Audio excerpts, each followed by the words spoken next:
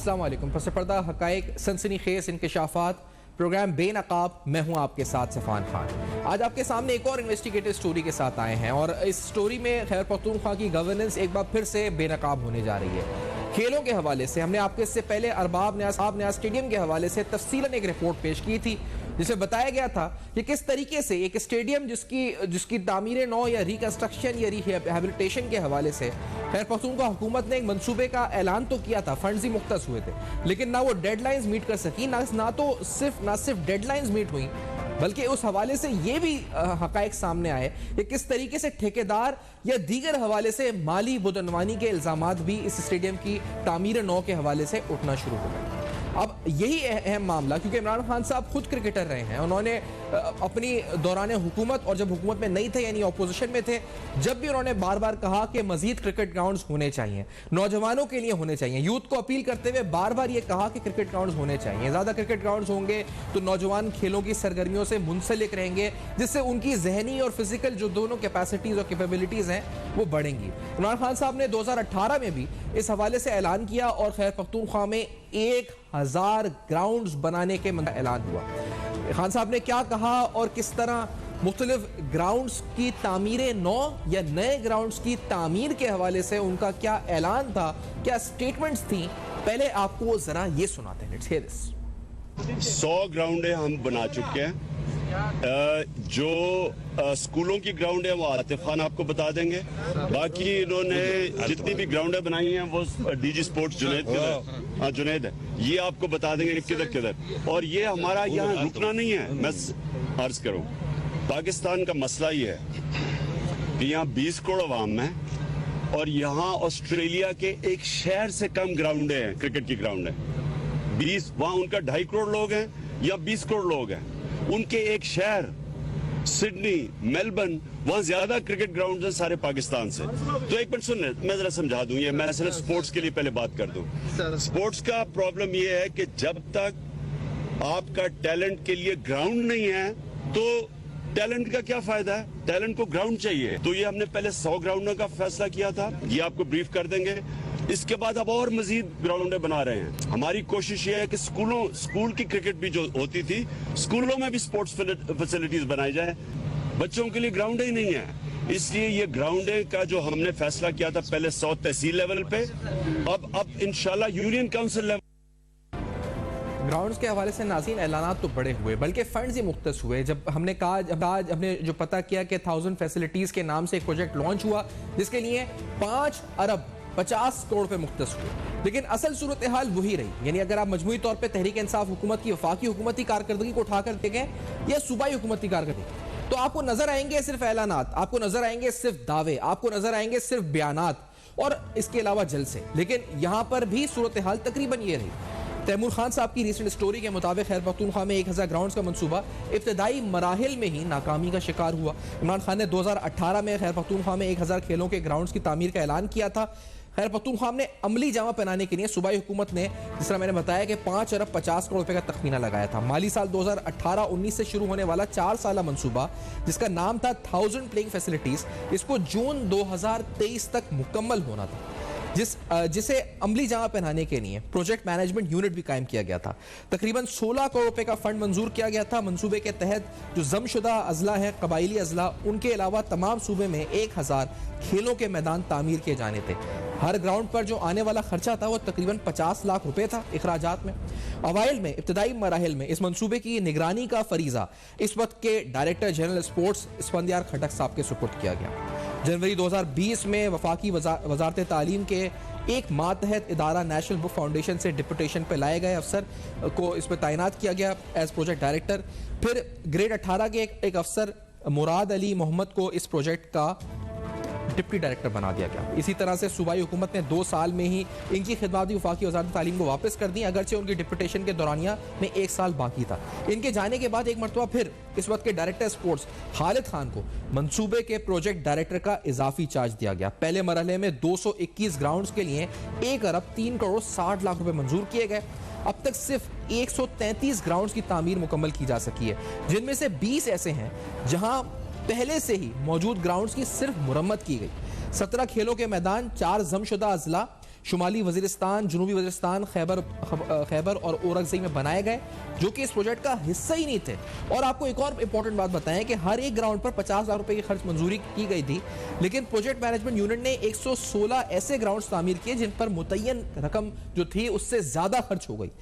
तकरीबन गाड़ियों की मद में 5 गाड़ियां खरीदने के लिए 54 लाख रुपए का बजट रखा गया, लेकिन एक्चुअल एक्सपेंडिचर 2,70 करोड़ रुपए हो गया। इसी तरह 4 साल मंसूबे के लिए गाड़ियों के तेल यानी फ्यूल की मद में 40 लाख रुपए रखे गए थे, और इंजीनियर्स ना होने के बावजूद जून 2021 तक तकरीबन 60 लाख रुपए फ्यूल की मद में खर्च हो चुके हैं, जबकि मुख्तस 40 लाख रुपए थे। ट्रैवलिंग एंड डीए अलाउंस में तकरीबन 25 लाख रुपए रखे गए थे, जिनमें से इसी अरसे के दौरान 23 लाख रुपए खर्च हो चुके हैं। मंसूबे का नाम भी अब कहा जा रहा है इस नाकामी के बाद 1000 प्लेइंग फैसिलिटीज से तब्दील करके वेरियस प्लेइंग फैसिलिटीज रखा जा रहा है। ये तैमूर खान साहब की स्टोरी आपके सामने रखी। इख्तियार वली खान साहब सूबाई तर्जुमान है, नून लीग के प्रोग्राम में साथ मौजूद हैं। डॉक्टर हफीज औरंगज़ई साहब भी यंग डॉक्टर्स की तरफ से प्रोग्राम में साथ मौजूद हैं। सेहत के शोबे पे भी हम प्रोग्राम में फोकस करेंगे, लेकिन इख्तियार साहब ये बताइए, क्योंकि एक तो जून 2023 की डेडलाइन रखी गई, वो डेडलाइन अपनी जगह नाकामी, दूसरी तरफ इखराजात यानी इंजीनियर्स के लिए असामियां क्रिएट की गई, असामी में भर्ती नहीं हुई, लेकिन इसके बावजूद इंजीनियर्स की गाड़ियां खरीद ली गई, यानी इंजीनियर्स थे नहीं, उनके लिए गाड़ियां खरीद ली गई। 54 लाख रुपए बजट रखा गया, गाड़ियां 2,70 करोड़ रुपए खरीद ली गई। इंजीनियर्स है नहीं, लेकिन पेट्रोल का खर्चा भी हो गया, और पेट्रोल का खर्चा भी 40 लाख रुपए मुख्तस था, लेकिन एक्चुअल खर्चा 59 लाख रुपए हो गया। तो यानी इंजीनियर्स के ना होने पर भी खर्चे हो रहे हैं, गाड़ियां खरीदी गई, इंजीनियर्स के लिए गाड़ियां खरीदी गई जो इंजीनियर्स हायर नहीं थे, और डिप्यूटेशन पे जो लोग हायर किए गए कहा गया वो मेरिट पे भी नहीं थे, और ये मंसूबा भी घटाया पड़ गया। आप किस तरह देखते हैं इसको? Thank you very much Saifan. इस तरह है कि ये जिस मंसूबे का आप जिक्र कर रहे हैं, सबसे पहले मैं आपकी थोड़ी सी करेक्शन कर दूं कि ये कोई 2018 का मंसूबा नहीं है, ये 2013 के जो इलेक्शन हुए थे और जिसमें खैबर पख्तूनख्वा में तहरीक इंसाफ की हुकूमत बनी थी, ये उस वक्त का मंसूबा है जब आवाज लगी थी कि हम 350 डैम बनाने जा रहे हैं। 350 डैम उस वक्त कहा था कि हम 1000 जो है तो खेल के मैदान भी नहीं, स्पोर्ट्स कॉम्प्लेक्स का नाम दिया गया था इसको, कि स्पोर्ट्स कॉम्प्लेक्सेस हम बना रहे हैं। अब जो तादाद आप बता रहे हैं 130, ये 130 भी नहीं बने हुए हैं, ये अभी तक 50-60 भी नहीं बने हुए हैं, और जो ये आपको बता रहे हैं, आपको शो करेंगे कि हमने ये मैदान तैयार कर लिया। 1000 से बात वेरियस पे आ गई है, और अगर आप ऑन ग्राउंड देखें तो ये आपको 50-60 ग्राउंड्स मिलेंगे भी नहीं, और जो हैं तो ये वो ग्राउंड्स हैं, मेरे शहर के जो ग्राउंड्स हैं, मैं उनका ही आपको बता देता हूं कि जो पहले से मौजूद खेलों के मैदान थे, उसकी जमीन की कीमत किसी को अदा नहीं की गई, उस पे कोई एक्स्ट्रा खर्चा नहीं किया गया, सिर्फ ज्यादा से ज्यादा उसकी कोई अगर हदबरारी कर ली है, कोई दीवार बना दी है, वहां पे 2 कमरे लगा दिए, तो उस पे अरबों रुपए का खर्चा बता के इन्होंने एक करप्शन का एक यूनिट बनाया था, जो इसके लिए PMU बनाया गया है। प्रोजेक्ट मैनेजमेंट यूनिट का मकसद यह होता है कि वो चीजों को ऑर्गेनाइज करे, उसको सुपरवाइज करे और उसको स्क्रूटनाइज करे कि क्या चीज सही है क्या गलत है। लेकिन PMU बनाने का मकसद ये था कि इसमें लोगों को भर्ती किया जाए, उनको पैसे दिए जाए, उनको प्लीज किया जाए, उनको एकोमोडेट किया जाए, उनको भारी तनख्वाहें दी जाएं। जिस तरह भी हेल्थ पे हम बात करेंगे फिर मैं आपको उसमें बताता हूं, तो सेम वही इन्होंने क्राइटेरिया रखा। कोई एक तहसील लेवल की बात करते हैं, ये जिले के लेवल पर एक खेल का मैदान आपको दिखाने के लायक नहीं है। खैबर पख्तूनख्वा में 35 डिस्ट्रिक्ट्स हैं, ये 35 डिस्ट्रिक्ट्स में मुझे 35 मैदान बना दें, दिखा दें कि इन्होंने बनाए हैं। मैं इनको मुबारकबाद देने के लिए क्या मिठाई लेके मैं इनको मुबारकबाद देने पहुंच जाऊंगा, लेकिन सच एज कुछ नहीं है ऑन ग्राउंड। वही कॉस्मेटिक ग्लास ओवर, लोगों को बड़ी अच्छी बातें, बहुत अच्छी पिक्चर दिखाना कि ये जी 1000 खेलों के मैदान बन रहे हैं, मिसाली पुलिस बन गई है, खैबर पख्तूनख्वा में इंकलाब आ गया है, और इमरजेंसी नाफिज कर दी है हेल्थ में, और एजुकेशन की इमरजेंसी लगा दी गई है, 350 डैम बन गए हैं, 50 लाख घर बना रहे हैं, 1 करोड़ नौकरियां दे रहे हैं, लंदन से, अमेरिका से, स्विट्जरलैंड और जर्मनी से लोग नौकरियां करने के लिए खैबर पख्तूनख्वा आएंगे। ये सब वो एक ढकोसला, एक झूठ का जबरदस्त किस्म का मीना बाजार, एक नीलामगर जहां पे झूठ बोला जाता है, जिसका कोई मोल नहीं है, जिसकी कोई हद नहीं है, जिसकी कोई लिमिट नहीं है, जिसका कोई हकीकत से ताल्लुक नहीं है। साहब ये बताएं, क्योंकि जिस तरह आपने कहा 2013 से 2013 में इसके जिन्होंने एक्चुअल फंड्स एलोकेट किए अराउंड 5 बिलियन और 5 बिलियन से ज्यादा 18 के अंदर, और ये कहा कि हम 1000, क्योंकि आप जो बता रहे हैं वो ऑन ग्राउंड सिचुएशन है। नाज़रीन, क्यों इख्तियार वली खान साहब ये फरमा रहे हैं कि जो ये दावा हो रहा है कि 133 ग्राउंड्स पाए तकमील तक या उनकी रिहैबिलिटेशन या मुरम्मत या इनकी नई कंस्ट्रक्शन हो चुकी है, ये दावा भी झूठ है। ये इख्तियार वली साहब, क्योंकि आप यही कह रहे हैं अगर इनमें से कुछ ग्राउंड थे तो उनकी मुरम्मत हो गई और नए ग्राउंड है ही नहीं। आप ये चैलेंज कर रहे हैं कि अगर कोई एक ग्राउंड भी बना है तो आप कह रहे हैं आप मिठाई लेकर जाएंगे अगर एक ग्राउंड भी बना है। तो ये 133 की फिगर भी झूठ है, गलत है जो ऑफिशियल। मैं इनके गले में घंटे डालने पहुंच जाऊंगा, मैं चला जाऊंगा, लेकिन सच कुछ नहीं है, झूठ। ये वही झूठ है जिस तरह वो टीवी पे बैठ के कहते थे कि समंदर में इतनी गैस हमने ड्रिलिंग कर रहे हैं, इतनी गैस निकल रही है कि पता नहीं पाकिस्तान में कोई लेबर आपको नहीं मिलेगा, बाहर से लोग मजदूरी करने आएंगे। इसी तरह वो अलिफ लेलवी दास्ताने हैं, वो जो शेख चिल्ली के किस्से हैं, वही एक चीज है। ऑन ग्राउंड इन चीजों का हकीकत से कोई ताल्लुक नहीं है। जो बात आप आज कर रहे हैं, ये आज से 6 महीने कबल मैं असेंबली फ्लोर पर वजीर आला, जो वजीर खजाना है, जो वजीर खेलो सकाफत है आतिफ खान, इनको मैंने चैलेंज करके कहा था, मैंने कहा वो ग्राउंड्स अगर आपने जमीन पे बनाए हैं तो हमें दिखा दें, अगर मरीख पे है तो हम वहां पे खैर जाके खुद ही देख लेंगे, लेकिन जमीन से इसका कोई ताल्लुक नहीं है। यहाँ पे कोई ग्राउंड नहीं बना।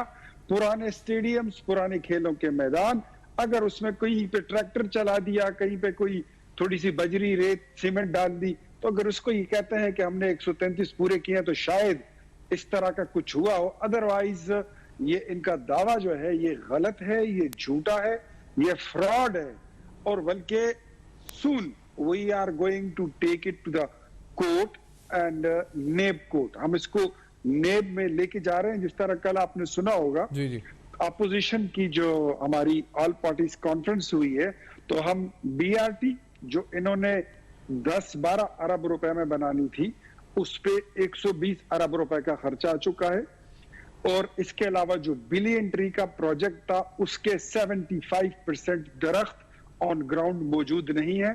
मालूम जबा का स्कैंडल जो 1300-1400 करोड़ रुपए का करप्शन का केस है, इसके अलावा जो एजुकेशन का है और हेल्थ का है, we are taking it to the NAB. और पेशावर हाई कोर्ट, हमारी जो लीगल टीम है उसको हमने बिठा दिया है, वो उस पर तैयारी कर रहे हैं।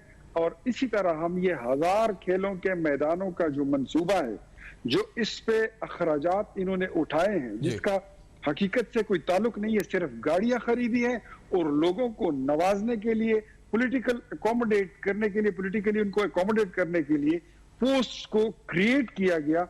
और इस तरह जो खैबर पख्तूनख्वा एक गरीब सूबा है, जो इनकी हुकूमत में गुज़श्ता 9 सालों में 1000 अरब रुपए का मकरूज हो चुका है। तो इन चीजों को soon we are going to take it to high court. जैसे बड़ा ऐलान आपकी तरफ से ये हो चुका है, आप कह रहे हैं कि आप इस मामले को अब नैब में टेकअप करेंगे, and you should, and we are expecting, और मैं I will be in follow with you कि आप इसको नैब लेके जाएं, और हम भी नैब से अपना भी अपडेट रखेंगे, नैब के पी से कि इसको आगे लेके बढ़े। क्योंकि सर ये बड़ा, इसमें जिस तरह आपने कहा ना कि ये झूठ है, ये फ्रॉड है, वो अपनी जगह है। इसमें करप्शन इस तरह से, जिस तरह आपने खुद कहा भी कि आसामियां क्रिएट की गई, उनके लिए गाड़ियां खरीदी गई और फिर पेट्रोल भी खर्च हो गया। जो आसामी में भर्ती नहीं हुई लेकिन पेट्रोल भी खर्च हो गया, गाड़ियां भी आ गई, और फिर डेपुटेशन पे जो लोग लाए गए वो नेशनल बुक फाउंडेशन के किसी को आपने उसका जो प्रोजेक्ट डायरेक्टर बना दिया, जिसका कोई ताल्लुक ही नहीं। मेरिट की भी धज्जियां उड़ी ना यहाँ पर, जो ये कहा जाता है कि हम मेरिट पे काम करते हैं या मेरिट के बंदे लगाते हैं, तो उसकी भी तो धज्जियां उड़ गई। ये सारा फंड्स जो गए ये किधर गए?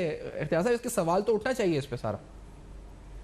ये पैसे आप वजीर आला से लेकर वजीरों तक, वजीरों से लेकर मुशीरों तक, मुशीरों से लेकर मुआविन खुसूसी तक, मुआविन खुसूसियों से लेकर इनके एमपीएस तक, उनसे लेकर इनके जिला तहसील नाजिमों तक, उनसे लेकर इनके जो विलेज काउंसिल के चेयरमैन है वहां तक, और फिर वहां से लेकर ये पीटीआई की सोशल मीडिया टीम, जिसको ये कहते हैं सोशल मीडिया इन्फ्लुएंसर्स, ये पैसे, ये अरबों रुपए ये उनमें तकसीम किए गए हैं। आपको पता है सैफान, हमारे बजट में से बाकायदा मंजूरी दी गई है कि हम जो खैबर पख्तूनख्वा का सरकारी खजाना है वहां से 5,000 लोगों को सोशल मीडिया इन्फ्लुएंसर्स जो पीटीआई की टीम है उनको 35,000 रुपए एक बंदे को माहवार तनख्वाह देने का बिल पास हुआ है। तो ये पैसे आपने पूछा कहाँ गए हैं, तो पैसे इमरान खान और पीटीआई की सोशल मीडिया पर इस पे खर्च होते हैं, अपनी गलत बातों को प्रोजेक्ट करने के लिए और उसको वायरल करने के लिए। एक एक बंदे ने 50-50, 60-60 अकाउंट्स खोले होते हैं और वो गलत खबरें जो है वो फैला रहे होते हैं। तो दुनिया को ऐसे लग रहा होता है जैसे कोई ऐसा हो गया है कि खैबर पख्तूनख्वा पता नहीं पेरिस बन गया है, स्विट्जरलैंड बन गया है, शिकागो बन गया है, जर्मनी हो गया। नथिंग मिलाई, कोई इस तरह हकीकत में कोई बात नहीं है। यहाँ पर जो लंगर खाने बनाए गए थे वो बंद हो चुके हैं, जो मेहमान खाने बनाए गए थे वो आरजी थे, पराई बिल्डिंगों में। वही मैं ग्लास ओवर की बात करता हूं कि इमरान खान आए, पर्दे लगे, मेजे सजी, खाना लगा, खाना खाया, वो गए और उसके बाद आप जाएं तो लंगर खाना कोई नहीं। इतना बड़ा फ्रॉड, इतना बड़ा धोखा, अल्लाह अस्तगफार, मैं क्या कहूं कि इन लोगों के इनको अपनी आखिरत की भी फिक्र नहीं है। ये झूठ पे झूठ, और ऐसा झूठ कि जिसके न पैर है न सर है, इसका हकीकत से कोई ताल्लुक भी नहीं होता। ये इस तरह की बातें करते हैं। अब आप बताइए सर, लेकिन ये मुझे बताएं इफ्तियार साहब, मैं आपसे, क्योंकि ये जो मैदानों के हवाले से नौजवानों का नुकसान हुआ, क्योंकि स्टोरी पे काम भी करते हुए, और जो खुद तैमूर खान साहब की भी स्टोरी है उसमें भी उन्होंने जिक्र किया एक नौजवान का कि किस तरह नौजवान जो खेलों के मैदानों उन तक नहीं मुयसर नहीं है खेलों के मैदान, कितना उससे टैलेंट हर्ट हुआ। एक तरफ रमीज आया साहब ने रेड फ्लैग कह दिया, फिर दूसरी तरफ ये मैदानों के साथ इन्होंने किया, तो इन्होंने तो एक तरह से टैलेंट को पूरी तरह तबाह किया। लेकिन साथ साथ इसमें जो माली करप्शन हुई, तो इफ्तियार साहब ये जब जिस दौरान हो रहा था, ये फंड्स मुख्तस हो रहे थे, नैब तो हमें पता है सो रहा था, खैर पख्तूनख्वा में कुछ नहीं कर रहा था, तो ये सूबाई सतह के ऊपर जो इन्होंने बॉडीज बना ली थी, एहतसाब कमीशन, फिर उसका क्या हाल हुआ, फिर यानी मुख्तलिफ इदारे इन्होंने बनाए, और अभी भी एंटी करप्शन की एक रिपोर्ट आई, उसमें उन्होंने कहा जी कि हमने इतने बंदे गिरफ्तार किए, इतने करप्शन के केसेस पकड़े। क्या उन सबकी नजरें वो सब भी सो रहे थे कि हो क्या रहा है आखिरकार? ये जो पूरा सिस्टम बना के लूटमार की गई मुबैना तौर पे, किसी ने रोकने की कोशिश नहीं करी, किसी ने भी कुछ नहीं कहा कि ये स्टेडियम्स और ग्राउंड्स के नाम पर क्या चल रहा है? देखिए, पहले कौन करता है? पहले तो यहाँ पे इन्होंने सूबाई एहतसाब कमीशन बनाया, सूबाई एहतसाब कमीशन ने अपना काम शुरू किया जी। तो जनरल हामिद खान उसके चेयरमैन थे, डीजी थे, उन्होंने अपनी सिफारिशात जब बनाई है, इमरान खान ने पेशावर का दौरा किया तो उनके आगे फाइल रख दी, उसमें लिखा हुआ था कि आपके वजीर आला परवेज खटक, उनकी तमाम कैबिनेट और उनके तमाम मुआविन खुसूसी ये काबिल गिरफ्त है, मैं इन पे हाथ डालने लगा हूँ। कोई जो है वो दरिया किनारे बंद जो पुश्ते हैं उसकी करप्शन में मुलविस है, कोई बीआरटी के जंगले बनाने में मुलविस है, कोई जो है तो उसकी खरीदारी में मुलविस है, किसी ने मलेशिया में किकबैक ले लिया, किसी ने दुबई में कमीशन ले लिया, किसी ने मालम जबे की जमीन बेच दी, किसी ने जो है तो बिलियन ट्री में करप्शन कर दी। अच्छा, सेहत कार्ड के एक अलग उसकी दास्तान है, वो मैं हेल्थ पे आके फिर आपके साथ मैं डिस्कस करूंगा। मैं ब्रेक ले लेता हूं, एजुकेशन मुझे एक ब्रेक भी लेनी है, मैं इसके बाद आके हेल्थ में आना है हफीज और रज़ई साहब, क्योंकि ये एक और, ये तो आपने माली करप्शन की दास्तान सुनी है, एक और जिसे कहा जाए कि अफसोसनाक, दर्दनाक, अलमनाक, जितने अल्फाज हो मुज़म्मत के काबिल मुज़म्मत वाक़या, ये क्या हुआ है खैबर पख्तूनख्वा के अस्पतालों में। आपको बताएंगे कितनी इंसानी जानों का ज़िया हो रहा है वहाँ पर फैसिलिटीज़ के फुकदान की वजह से। इस ब्रेक के बाद हमारे साथ रहिए।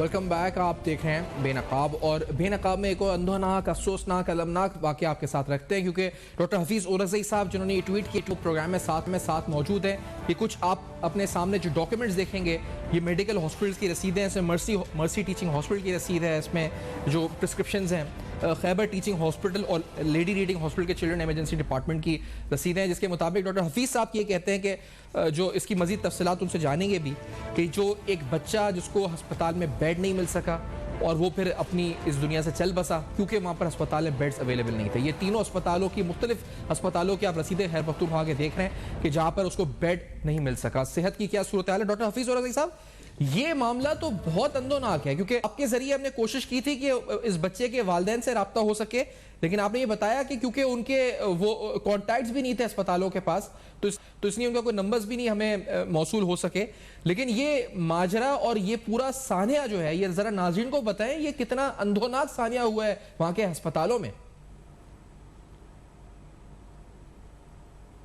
ये बिल्कुल 2 दिन का बच्चा था, फुल टर्म का। अच्छा। तो उनको बुखार था और सांस की तकलीफ थी, तो वो वालिद साहब जो उनके थे वो उस उम्मीद से चले गए पहले लेडी रीडिंग हॉस्पिटल में, क्योंकि हमारी खैबर पख्तूनख्वा का सबसे बड़ा हॉस्पिटल जो है वो लेडी रीडिंग हॉस्पिटल है।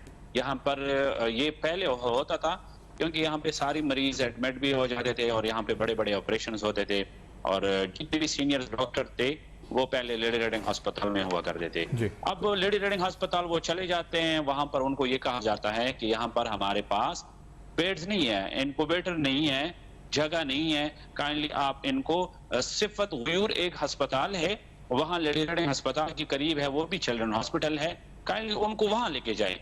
फिर वहां से वो बाप बच्चे को लेके वहां चला जाता है। हालांकि इस वक्त ऑक्सीजन की जरूरत है। डॉक्टर साहब एक सेकंड मुझे बताइएगा, जिस अस्पताल को रेफर किया जा रहा है वो भी सरकारी अस्पताल है या वो निजी अस्पताल है जहाँ रेफर किया जाता है? नहीं, सरकारी अस्पताल है, ये भी सिफत गयूर है। वहाँ पे जो है ये बच्चों का इलाज दिया जाता है वहाँ पे। ठीक है, सही। अब सिफत गयूर अस्पताल लेके जाते हैं, सिफत गयूर जाके उनको वहां पे भी यहाँ कहा जाता है कि हमारे पास जगह नहीं है, बेड नहीं है, आप उनको KTH खैबर टीचिंग हॉस्पिटल और हयाताबाद मेडिकल कॉम्प्लेक्स जो है वहां लेके जाए। लेकिन जो वो रास्ते पे आ जाते हैं तो रास्ते में हमारा एक और हॉस्पिटल आता है, मर्सी टीचिंग हॉस्पिटल। वो मर्सी टीचिंग हॉस्पिटल चले जाते हैं। मर्सी टीचिंग हॉस्पिटल में भी उनको ये कहा जाता है कि यहाँ पर हमारे पास भी बेड नहीं है, आप उनको लेके जाए खैबर टीचिंग हॉस्पिटल। फिर वहां से वो आ जाता है खैबर टीचिंग हॉस्पिटल की तरफ। हालांकि बच्ची की यहाँ पे हालत और खराब हो चुकी थी, क्योंकि उनको ऑक्सीजन की जरूरत थी, उनको इनक्यूबेटर की जरूरत थी, उनको इमरजेंसी ट्रीटमेंट की जरूरत थी। खैबर टीचिंग हॉस्पिटल आते हैं तो खैबर टीचिंग हॉस्पिटल में भी उनको कहा जाता है कि हमारे पास जगह नहीं है, बेड नहीं है, आप इनको लेके जाए हयाताबाद मेडिकल कॉम्प्लेक्स। जब हयाताबाद मेडिकल कॉम्प्लेक्स आते हैं तो उनके बाप वहीं पे रोना स्टार्ट कर देते हैं कि खुदारा आप लोग अब मुझे ये ना कहें कि हमारे पास जगह नहीं है। बच्ची की हालत और खराब हो गई है, क्योंकि वो साइनोस्ट हो चुका था और उनकी जो स्किन कलर होती थी वो कंप्लीट चेंज हो गई थी, मरने के करीब आ गया था। तो हमारे एक डॉक्टर साहब थे, तो उन्होंने कहा कि जगह हमारे पास भी नहीं है, ना इनक्यूबेटर है, हमारे पास 35 बच्चों की जगह होती है, वो ऑलरेडी ऑक्युपाइड है, तो मैं इनको ऑक्सीजन पर ढाल देता हूं और इमरजेंसी ट्रीटमेंट दे देता हूं। लेकिन डॉक्टर साहब ने जैसे बच्चे को गोद में उठाया तो उस वक्त उनकी जान चली गई और बाप रोने पे आ गया। तो आप खुद सोचें, अगर आप एक ये सोचें कि कल को अगर ये आपका बच्चा होता और आप ऐसे 5 अस्पतालों का चक्कर लगाते, किसी अस्पताल में आपको जगह ना मिलती, आपको बेड्स ना मिलता, आपको ऑक्सीजन ना मिलती, आपको इमरजेंसी ट्रीटमेंट ना दी होती और इस तरह की आपकी बच्ची की जान चली जाती, तो खुद सोचें कि आपके दिल पे क्या गुजरती। हम तो पहले से भी कहते आ रहे हैं कि हमारे यहाँ का हेल्थ का निजाम तबाह हो चुका है। अब यहाँ के जो हमारे टर्शरी केयर हॉस्पिटल है, इन पे बर्डन है, यहाँ पे बिल्कुल जगह नहीं मिलती। क्यों नहीं मिलती? आपके 35 अजला है, 35 डिस्ट्रिक्ट है। अब 35 डिस्ट्रिक्ट पे अगर आप वहां को फैसिलिटेशंस दे दें तो 35 डिस्ट्रिक्ट से रेफरल जो है वो हमारी टर्शरी केयर हॉस्पिटल पेशावर में नहीं होती। वहां के आपको पता है हमारे जो डिस्ट्रिक्ट हॉस्पिटल्स है वहां पे सीटी स्कैन नहीं है, MRI नहीं है, आपका मियार का OT ऑपरेशन थिएटर नहीं है, इनके अलावा आपके जो लेब्स होते हैं ऑलमोस्ट वो सारे नहीं है, प्रॉपर सीसीयू नहीं है, कैथ लैब नहीं है, प्रॉपर आईसीयू नहीं है। तो जिन मरीजों की हालत खराब हो जाती है, सारे डिस्ट्रिक्ट से वहां से मरीजों को रेफर किया जाता है टर्शियरी केयर हॉस्पिटल। और टर्शियरी केयर हॉस्पिटल में पहले ये होता था कि अगर जगह भी ना होती तो हम एक्स्ट्रा बेड अरेंज करके मरीजों को कुछ ना कुछ तरीके से इमरजेंसी ट्रीटमेंट दे देते। लेकिन एनटीआई रूल्स में क्लियर कट लिखा है कि अगर यहाँ पे लेट सपोज एक वार्ड में हमारे पास 30 बेड है, अब 30 बेड को अगर किसी मरीज को इमरजेंसी भी हो तो आप उनको फर्स्ट एड तक नहीं दे सकते, क्योंकि जब जो दवाई देनी होती है वो हॉस्पिटल वाले वो दवाई नहीं देते। वो उनको ये कहा जाता है कि आपका एडमिशन नंबर नहीं बना, आपको दाखला नहीं मिल चुका, तो हम आपको ये जो इलाज है हम नहीं दे सकते। तो इसी वजह से जहां पे मरीज का एक लोड बन चुका है पेशावर पे टर्शियरी केयर हॉस्पिटल में, और यहाँ पे इसी तरह के ये एक मरीज नहीं है, हजारों की मरीजों की जानी चली जाती है। मैं खुद कार्डियोलॉजी का डॉक्टर हूँ, कार्डियोलॉजी वार्ड में। अब जो दिल की धड़कन बहुत ज्यादा कम हो जाती है उनको हम एक बैटरी लगाते हैं।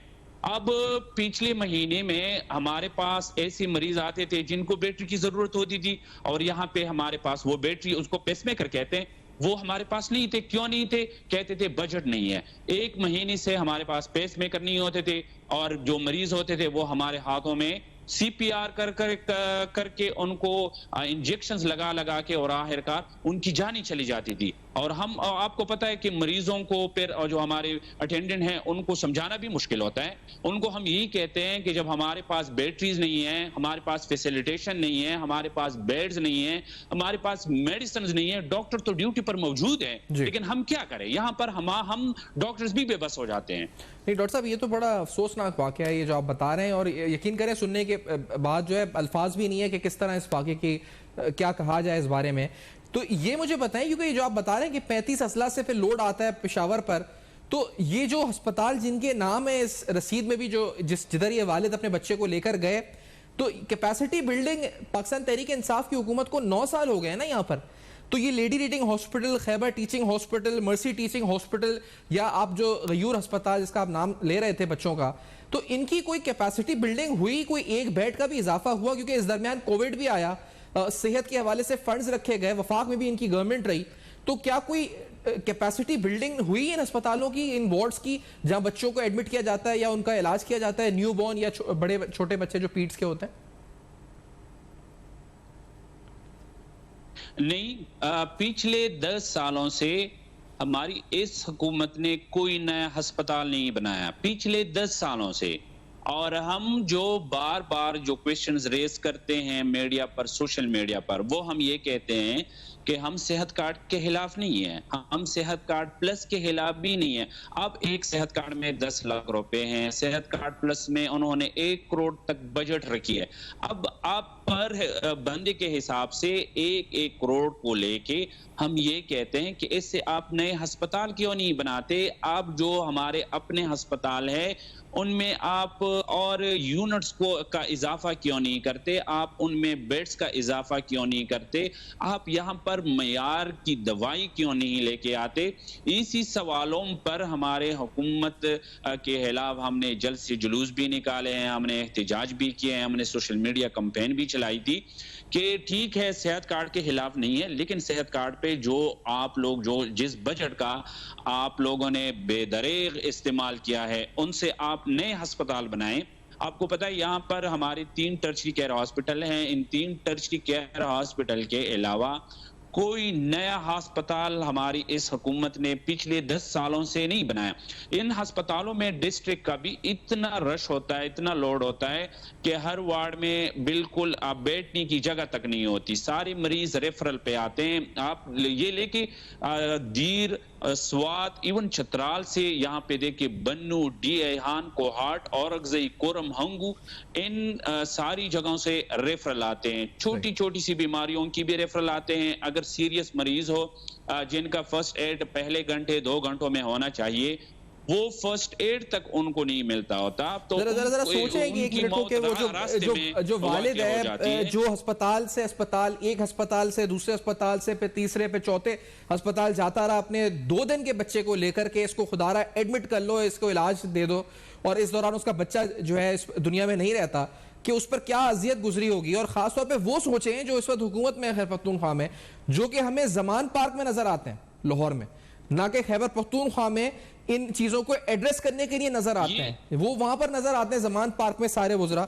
अच्छा, वहां अस्पतालों के मुफ्त इलाज के हवाले से भी एक खबर हमारे पास है। मैं आप हफीज साहब, मैं वो चाहूंगा कि हम वो खबर भी रखें, फिर इख्तियार साहब का कमेंट भी इस पे ले। अस्पतालों में जो 30% अस्पताल में जो मुफ्त इलाज होना है, उस पर भी कोई इंप्लीमेंटेशन निजी अस्पतालों में नहीं हो रही है। निजी अस्पतालों के कवायद के तहत 30% मुफ्त इलाज की फराहमी के लिए हेल्थ केयर कमीशन जो होता है उसको ये टास्क दिया गया था, लेकिन अमल दरामद इस पर हुकूमत के लिए एक चैलेंज बन चुका है। ये शर्त PMDC की जानिब से आयद की गई थी। गुज़िश्ता हुकूमत की जानिब से नई कानून साजी से ये अहकाम भी मनसूख हो गए थे। हालिया कानून के बाद ये शर्त दोबारा बहाल हो गई है, लेकिन महकमा सेहत इस बारे में किसी किस्म की कार्रवाई नहीं कर पा रहा। सूबाई हुकूमत ने हेल्थ केयर कमीशन को तमाम निजी तिबी मराकज़ पर काम करने वाले पैरामेडिक्स की रजिस्ट्रेशन नंबर नुमाया तौर पर शामिल करने का टास्क हवाले किया था। PMDC के कवानीन के तहत तमाम निजी अस्पतालों को अपनी सर्विसेज का 30% आवाम को मुफ्त फराम के इलाज में मुफ्त फराम करना था।